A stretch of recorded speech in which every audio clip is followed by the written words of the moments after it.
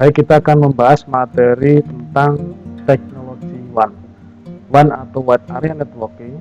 Nanti dalam video ini akan dijelaskan tentang konsep dan teknologi WAN-nya, diikuti dengan pembelajaran tentang wireless dan beberapa demo konfigurasi mikrotik.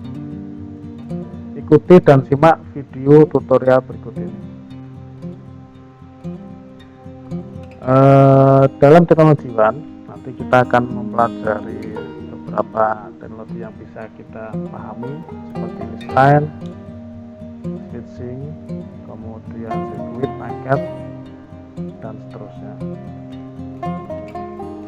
WAN itu sendiri singkatan dari Wide Area Network, itu merupakan infrastruktur yang secara logika dan secara struktural merupakan gabungan dari teknologi MAN. Jadi misalkan ada sebuah kampus memiliki beberapa kantor dengan jaringan lokal terhubung dan terintegrasi. Kemudian kampus tersebut memiliki beberapa kantor cabang seperti di Solo, Jakarta, Medan, dan seterusnya. Nah, jaringan di Solo itu disebut MAN. Jadi semua jaringan lokal yang ada di Solo terintegrasi membentuk sebuah jaringan MAN. Kemudian koneksi antara Solo dengan Jakarta, Jakarta Medan, bahkan sampai ke luar negeri itu disebut WAN. Dalam beberapa literatur WAN dengan tingkat area yang lebih luas itu dikenal dengan sebutan internet. Dalam WAN sendiri ada beberapa jenis koneksi, antara lain LAN, sirkuit switching, paket switching, HDAC, Triple P, frame relay, ISDN, X25, LIPP, SDAC. LAN sendiri itu merupakan koneksi point to point antar perangkat CPE dengan perangkat CPE lainnya, tapi menggunakan jalur DCE atau sistem serial lens. Kemudian untuk circuit switching, untuk circuit switching itu biasa digunakan untuk teknologi telepon analog yang menggunakan kabel tembaga. Karakteristik utamanya yaitu sesi koneksinya harus dibuat terlebih dahulu, maka menggunakan sinyal analog dengan kekurangan lebar bandwidth yang tersedia cukup rendah, biasanya menggunakan protokol ISDN. Ini karakter sirkuit switching. Untuk paket switching, ciri utamanya itu data dipecah-pecah jadi beberapa paket, di mana setiap paket memiliki informasi seperti alamat tujuan atau destination, konten, dan dilengkapi dengan alamat pengirim data atau source. Tipe ini cukup stabil dan tidak memakan bandwidth yang besar. Tapi ada beberapa faktor, QoS-nya harus terjaga. QoS itu quality of service, jadi bagaimana menjaga kualitas sambungan. Misalkan terjadi sambungan telepon VoIP menggunakan jaringan internet, maka si administrator jaringan harus mengatur bandwidthnya supaya mampu menjaga kualitas suara pada sambungan telepon VoIP. Biasanya digunakan pada sistem frame relay. HDAC atau High Level Data Link Control. Teknologi koneksi ini bekerja pada data link OSI. Kelemahannya, tidak semua vendor memiliki standar HDAC yang sama. Jadi misalkan kayak Cisco router itu tidak bisa dipasangkan atau dikomunikasikan dengan perangkat yang lainnya. Jadi sama-sama menggunakan protokol HDAC, tapi mereka tidak bisa saling berhubungan. Nah, untuk bisa saling berhubungan, misalkan Cisco dan Mikrotik atau perangkat lainnya bisa menggunakan protokol Triple P. Triple P atau point to point protokol itu juga bekerja pada layar data link. Nah, Triple P ini dibuat dalam rangka menjembatani komunikasi antara Cisco router dengan perangkat non Cisco. Jadi supaya mereka bisa saling berkomunikasi, maka diciptalah yang namanya teknologi point to point protokol. Ada dua macam autentifikasi, yaitu ZEP sama PEP. Triple B juga menggunakan layanan protokol HDAC dalam proses enkapsulasi. Ada dua jenis triple P, yaitu LCP dan NCP. Teknologi koneksi berikutnya adalah frame relay. Nah, dalam frame relay ini merupakan salah satu teknologi yang mengadopsi sistem paket switching. Jadi tidak ada tahapan pembuatan koneksi awal sebelum terjadi proses transmisi data. Semua resource dalam sebuah jaringan akan dibagi sama rata kepada pengguna yang sedang aktif dalam sebuah sistem ini. Contoh yang kita bisa bandingkan adalah metode line-less, ya. Jumlah bandwidth yang tersedia dibagi berdasarkan kebutuhan pengguna yang aktif. Jadi berbeda konsep dengan frame relay.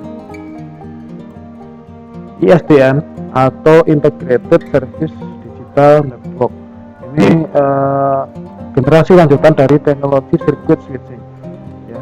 Jadi sudah mengadopsi teknologi digital secara penuh pada jaringan telepon analog. Jadi dengan ISDN ini jaringan kabel tembaga berbasis analog pada jaringan kabel telepon yang seperti kita lihat di jalan itu sudah berjalan atau mengadopsi teknologi digital.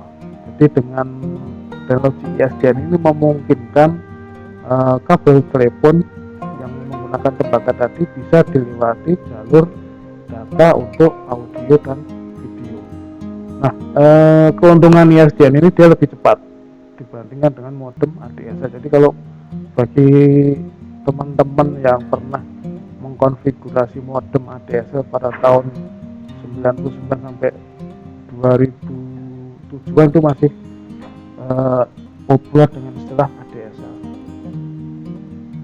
Kemudian X25 itu merupakan standar itu yang mendefinisikan dan menyeragamkan metode koneksi antara DTE dan DCE untuk proses remote. LAPB atau Link Access Procedure Balance ini digunakan untuk mensupport mekanisme protokol connection oriented. Connection oriented itu artinya adalah sebuah sambungan yang mengutamakan kualitas sambungan. Jadi misalkan ada dua teknologi atau protokol, satunya TCP, satunya UDP. Kalau TCP itu connection oriented, kalau yang UDP less connection oriented. Jadi kalau yang less connection oriented itu ibaratnya ketika mengirimkan paket, dia tidak akan memperhatikan paket itu diterima atau tidak, yang penting dikirimkan. Kemudian yang TCP, ketika paket itu yang disampaikan tidak utuh sampai ke tujuan, maka dia akan mengirim ulang sampai paket tersebut selesai diterima. Itu yang dinamakan connection oriented. Nah, ini yang LAPB biasanya digunakan sebagai simbol data link transport. SDLC, Synchronous Data Link Control, merupakan teknologi komunikasi yang berada di layer data link. Ini bekerja dengan sistem bit oriented dengan jalur full duplex. Nah, untuk struktur hardware, jadi kalau kita bicara dengan hardware one, itu ada 3 layer, ada core, kemudian distribution, sama access. Kalau core itu dia infrastruktur atau backbone utama yang menangani keluar masuk keseluruhan data dari atas ke bawah, ya, seperti menyediakan prasarana konektivitas, akses list, ketersediaan jaminan kualitas, dan seterusnya. Sedangkan distribution layer ini terletak antara core layer dan access layer, jadi lebih spesifik, misalkan menangani paket routing, filtering, penanganan service, serta menggaransi QoS. Untuk akses layer ini lebih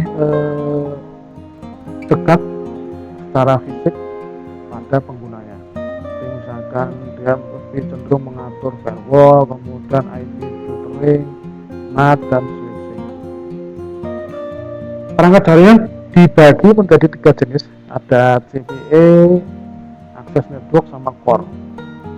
CPE ini merupakan perangkat yang berinteraksi langsung dengan pengguna seperti PC, laptop, smartphone, IP phone, dan lainnya. Kemudian untuk akses network sebagai penghubung antara CPE dengan CN. Jadi misalkan ATM dengan mesin perbankan. Kemudian yang core network ini merupakan inti. Jadi kalau core itu kan inti. Jadi yang berperan menyediakan sambungan antara pengguna dengan jaringan yang berbeda. Nah, ini ilustrasi gambarnya. Di sini ada internet, kemudian terdapat sebuah backbone Cisco core network terhubung dengan switch manageable yang berfungsi sebagai akses network, kemudian didistribusikan pada CPE-nya. Dari sistem penggunaannya ada dua jenis, yaitu network management dan network service. Kalau manajemen itu seperti mekanisme pengaturan sistem jaringan, jadi kayak kontrol, kemudian report, pengaturan bandwidth, ini masuknya ke sini. Kalau network service ini sebuah fungsi yang seharusnya mampu menjaga ketersediaan dan keberlangsungan proses service atau layanan dalam jaringan. Jadi misalkan kayak pengaturan DNS, kemudian pengaturan web, ini masuknya ke sini.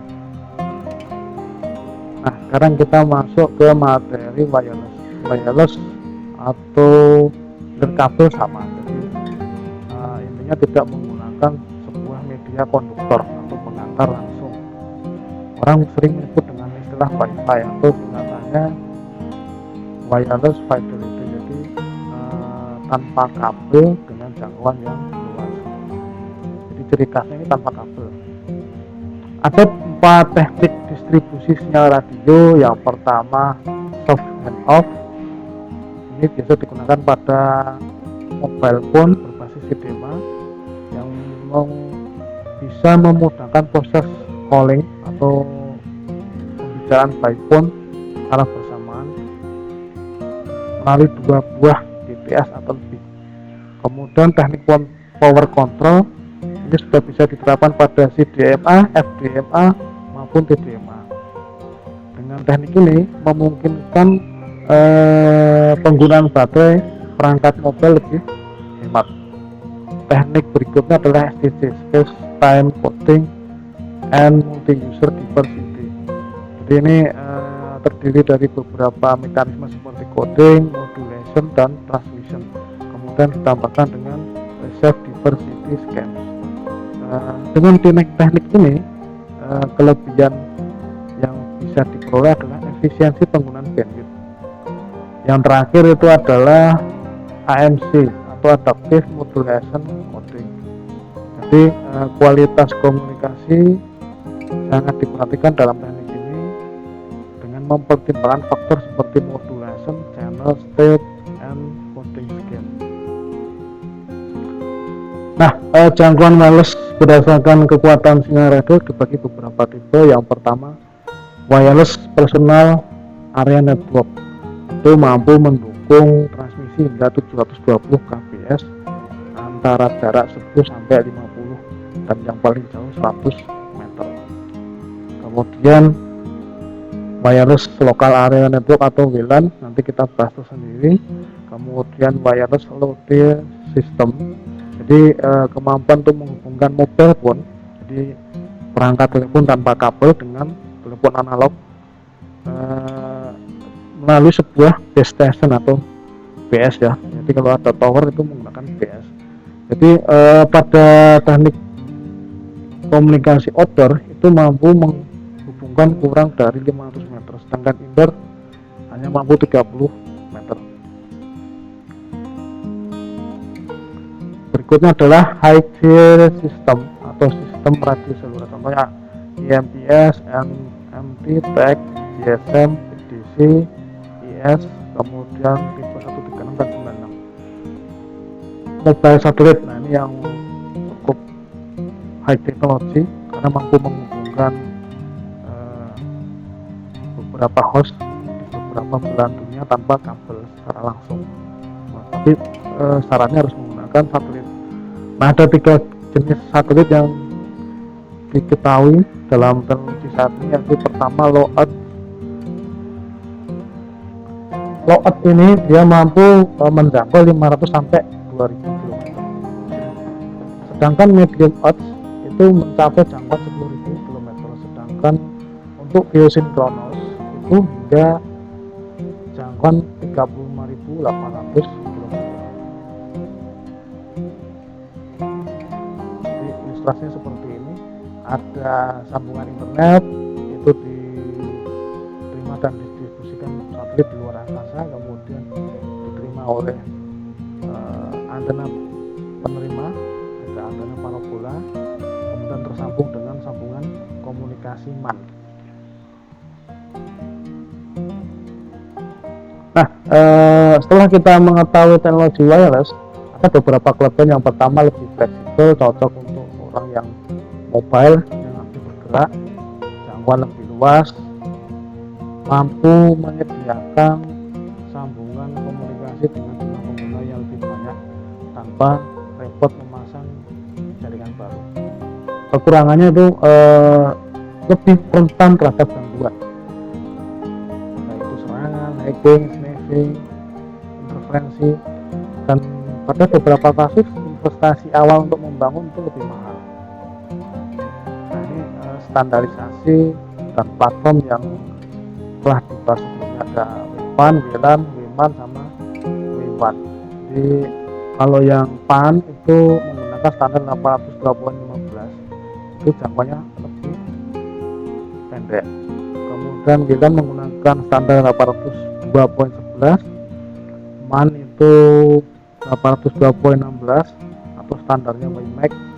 Kemudian yang Wide WAN itu seperti penggunaan mobile phone dengan generasi sampai 5G, ini standar WAN. Nah, standar infrastruktur koneksi WAN sendiri dibagi menjadi 3 macam. Yang pertama ad hoc, infrastruktur, dan hybrid.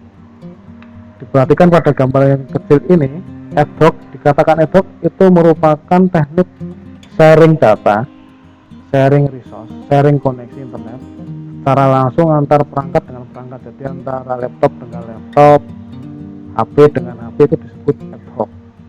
Sedangkan infrastruktur itu membutuhkan tambahan perangkat baru yang disebut sebagai access point yang berguna untuk menerima dan memancarkan gelombang radio. Kemudian kombinasi atau gabungan kedua teknik ini disebut sebagai hybrid. Nah, berikutnya gelombang. Gelombang itu bisa diartikan sebagai getaran yang berupa gerakan bolak-balik secara teratur dalam waktu tertentu. Jadi misalkan aliran ombak air dari tengah laut menuju pantai secara beraturan disebut gelombang. Jadi ada gelombang radio, itu salah satu contoh dalam teknik jaringan. Itu contoh gelombang. Jenis gelombang itu ada dua, gelombang mekanis sama elektromagnetik.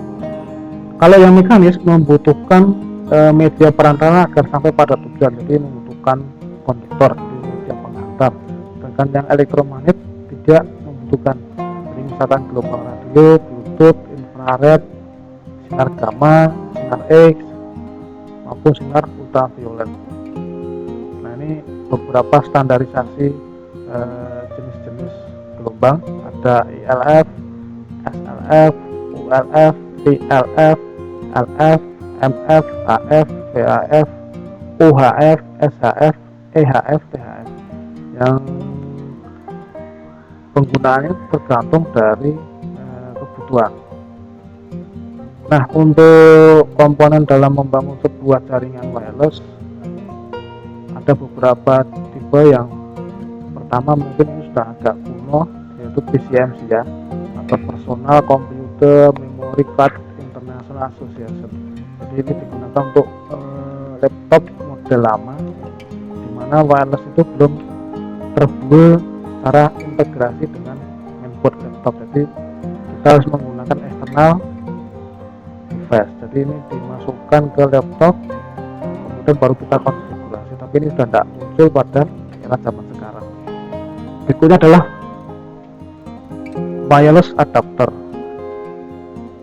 Perangkat ini hanya bisa digunakan pada komputer dengan model mainboard desktop atau tower atau yang rak. Itu dia selama ada bus PCIe di sini itu bisa ditancapkan. Jadi ada bus PCIe, kemudian ini dibuka casingnya, ditancapkan, kemudian dibaut, baru dikonfigurasi drivernya. Jadi nggak bisa dipakai untuk laptop yang wireless adapter. Kemudian yang external adapter ini bisa digunakan untuk laptop atau untuk PC. Jadi kalau selama PC dan laptopnya dia punya port USB, ini bisa menggunakan gitu. Dan beberapa pengalaman external adapter ini menggunakan USB ini bisa menangkap daya sinyal radio lebih kuat. Jadi kadangkala beberapa waktu yang lalu kita mengenal istilah wajan bolik, ini menggunakan teknologi external adapter ini yang dimodifikasi.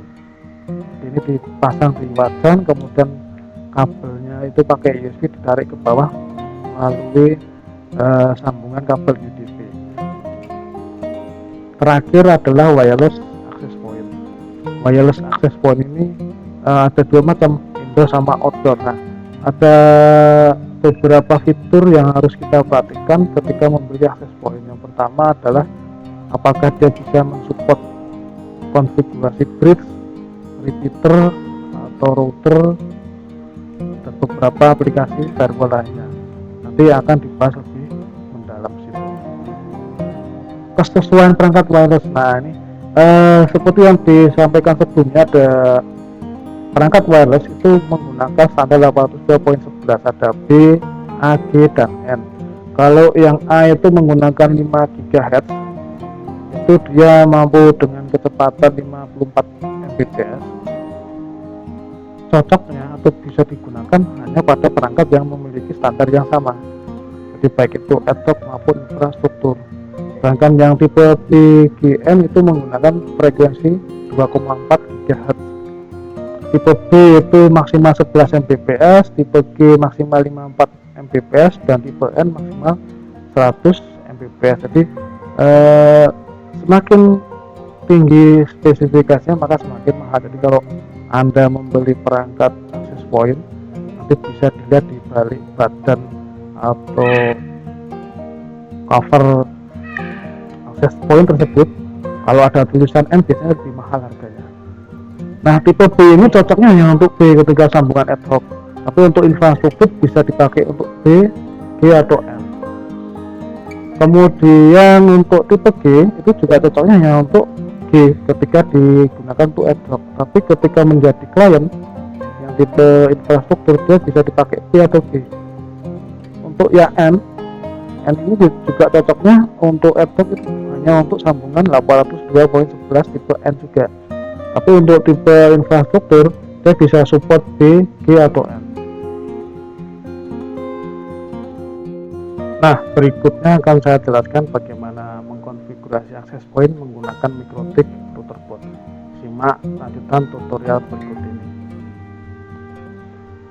Nah, dalam contoh ini kita akan mendemonstrasikan tentang access point menggunakan perangkat MikroTik. Jadi saya akan meremote MikroTik menggunakan Winbox ya. Saya ambil sampel dalam konfigurasi jaringan di rumah saya. Langkah pertama Anda buka dulu aplikasi Winbox. Kalau nggak punya silahkan download, ada beberapa situs yang menyediakan. Nah, biasanya kalau sudah terkoneksi terhubung, biasanya Winbox akan mendeteksi. Jadi kita bisa menggunakan mode MAC address atau mode IP address ya. Kemudian klik connect.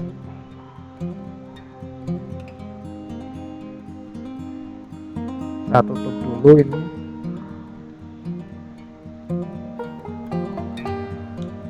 Jadi saya sedikit cerita, jaringan CCTV dan jaringan internet menggunakan Indihome di rumah saya terhubung dan diatur menggunakan sebuah MikroTik router board.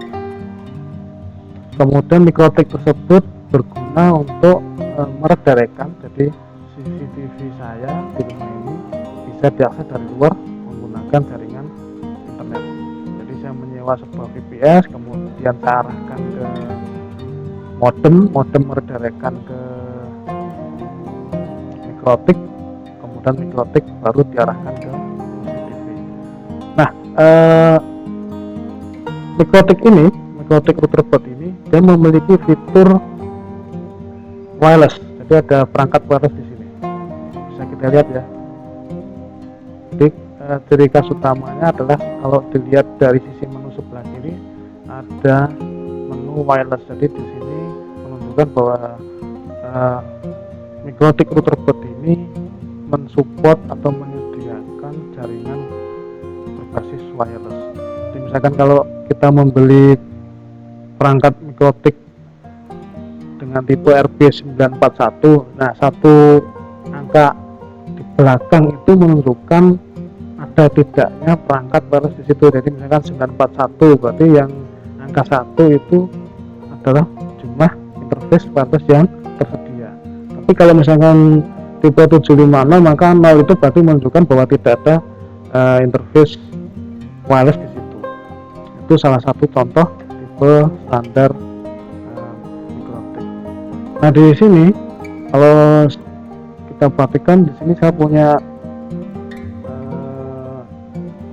sambungan dengan wireless SID-nya itu adalah angka spotless.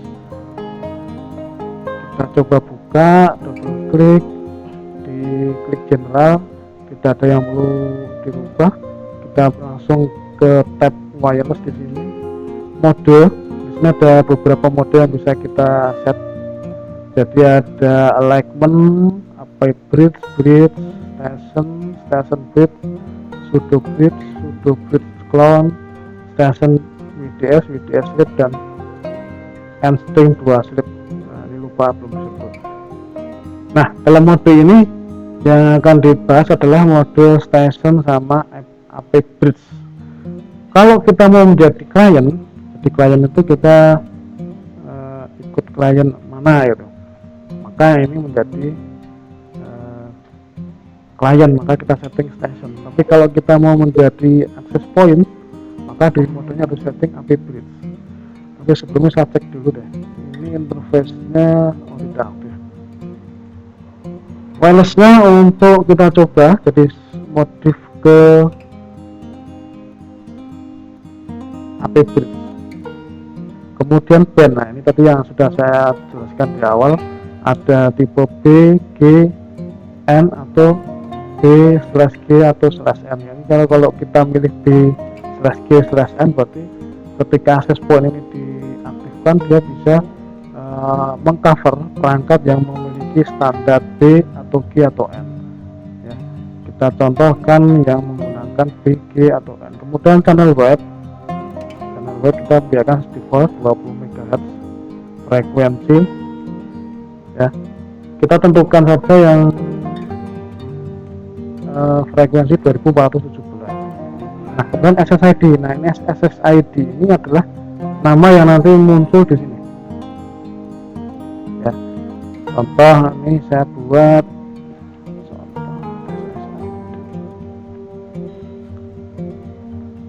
kemudian klik apply, kemudian setelah ini selesai. Jadi kalau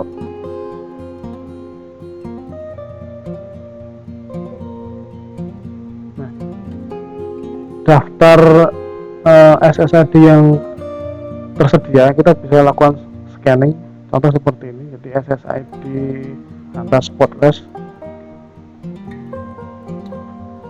bisa kita scanning menggunakan tool bawaan di bawahnya Mikrotik. Untuk melihat efek atau dampak konfigurasi ini kita bisa lihat di sini. Nah ini sudah muncul. Ini salah satu contoh konfigurasi access point. Untuk konfigurasi station bridge, station WDS dan nanti akan dibahas pada